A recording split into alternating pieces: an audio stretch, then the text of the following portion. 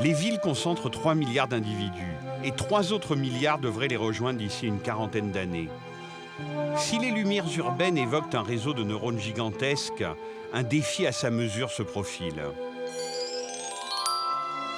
Comment produire l'énergie demandée alors que les ressources s'épuisent et que les citadins ont toujours une bonne raison d'allumer la lumière ?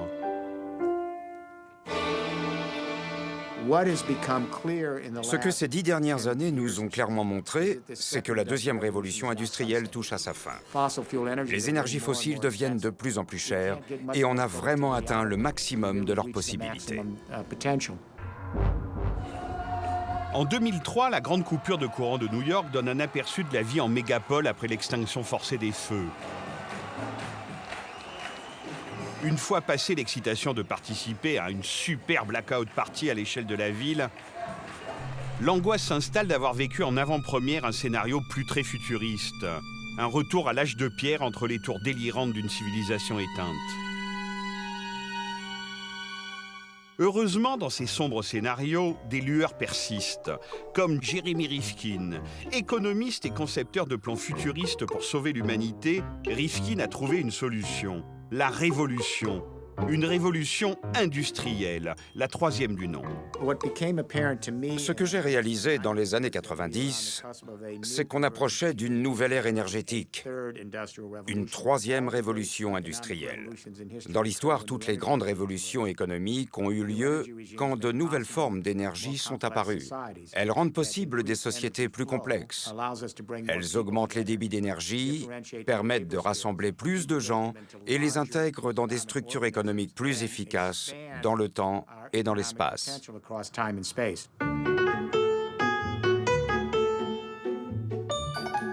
Ainsi, avec l'invention de la machine à vapeur et l'extraction du charbon qui l'alimente, les villes de la première révolution industrielle poussent le long des voies de chemin de fer et les maisons des ouvriers se concentrent autour de leurs usines où ils se rendront à pied. La deuxième révolution industrielle jaillit du pétrole et du moteur à explosion.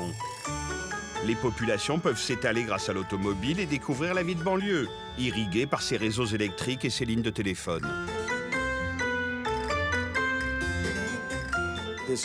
Notre monde repose entièrement sur les énergies fossiles. Les transports, le chauffage, l'éclairage proviennent tous des énergies fossiles.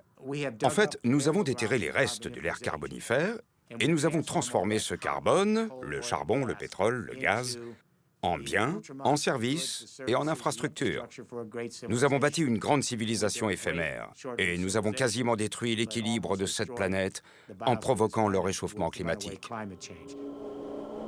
Mais selon Rifkin, après le charbon et le pétrole, l'avenir de la civilisation reposera sur le vent et le soleil.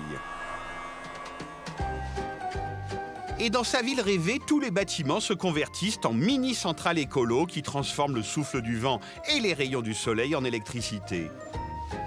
Elles sont capables de stocker cette énergie pour les jours de pluie ou les semaines sans vent. Et toutes ces mini-centrales connectées forment un réseau de partage, une communauté de l'énergie, où chacun peut puiser selon ses besoins ou reverser son énergie en trop. C'est l'Internet de l'énergie qu'on parcourt, évidemment, en voiture électrique. On va utiliser l'Internet tel qu'il est actuellement et transformer les réseaux électriques dans un Internet de l'énergie, un réseau distribué qui fonctionnera exactement comme Internet. Jeremy Rifkin n'est pas un amateur en matière de plans économiques. Il y a consacré des milliers de pages, traduites partout dans le monde, et joue habilement d'un carnet d'adresses qui en impose. Chefs d'État et industriels influents se paient ses conseils pour imaginer le futur. Mais son séduisant modèle énergétique se heurte encore à quelques défis politiques et technologiques. Et Rifkin continue de sillonner le monde pour convaincre que la révolution est bien en marche.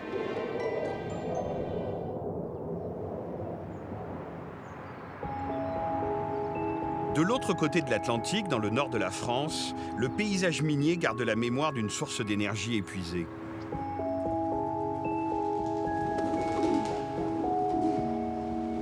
Le charbon, pour nous, ça a été de l'emploi, Mais à côté de ça, c'était les hommes qui mouraient à 45-50 ans de la silicose. C'était des pollutions disséminées partout dans le territoire. On ne renie pas cette histoire. Mais cette histoire, elle est terminée. Elle a généré des impacts très négatifs. Et aujourd'hui, on sait très bien que ce que nous, on a vécu à notre échelle, la planète est en train de le vivre au niveau global. À Los Angeles, après la fermeture des derniers puits de charbon dans les années 80, le maire écologiste, Jean-François Caron, décide de produire l'énergie de la ville à partir d'une source quasiment inépuisable, le soleil.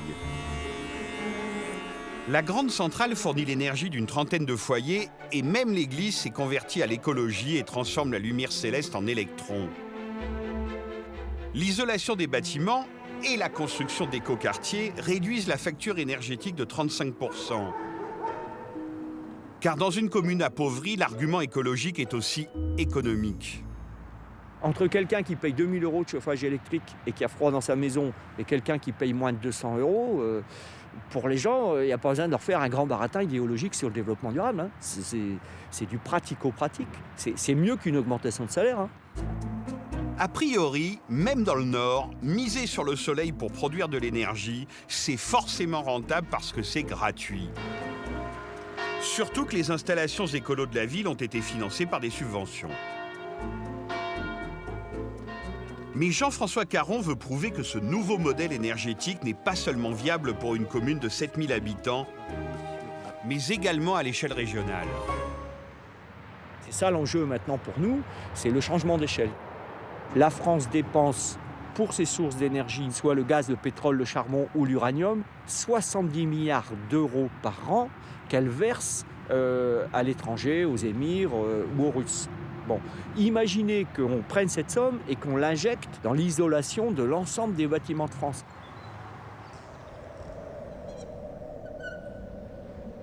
Mais comment convaincre toute une région de se lancer dans la troisième révolution industrielle ?